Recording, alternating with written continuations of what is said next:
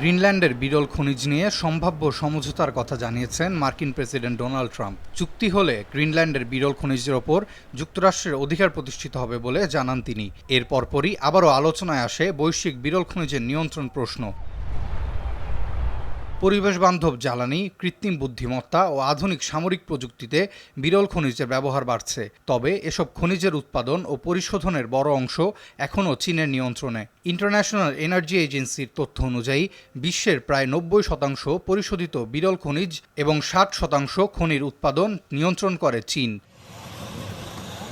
এ অবস্থায় খনিজ খাতে বড় বিনিয়োগ বাড়াচ্ছে সৌদি আরব। দেশটির দাবি, তাদের কাছে প্রায় $২৫০ ট্রিলিয়ন খনিজ সম্পদ রয়েছে।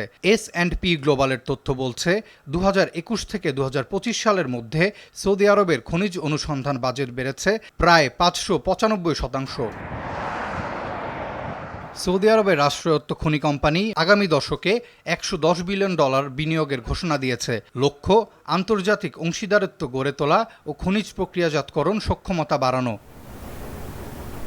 বিশেষজ্ঞরা বলছেন, পর্যাপ্ত জ্বালানি, অবকাঠামো ও রাষ্ট্রীয় সহায়তার কারণে সৌদি আরব আঞ্চলিক খনিজ পরিশোধন কেন্দ্র হয়ে উঠতে পারে। এতে চীনের ওপর নির্ভরতা কমানোর সুযোগ পাবে যুক্তরাষ্ট্রসহ পশ্চিমা দেশগুলো। তবে পরিবেশগত প্রভাব, আঞ্চলিক অস্থিতিশীলতা ও কূটনৈতিক চ্যালেঞ্জের কারণে সৌদি আরবের এই লক্ষ্য বাস্তবায়ন সহজ হবে না বলেও সতর্ক করছেন বিশ্লেষকরা।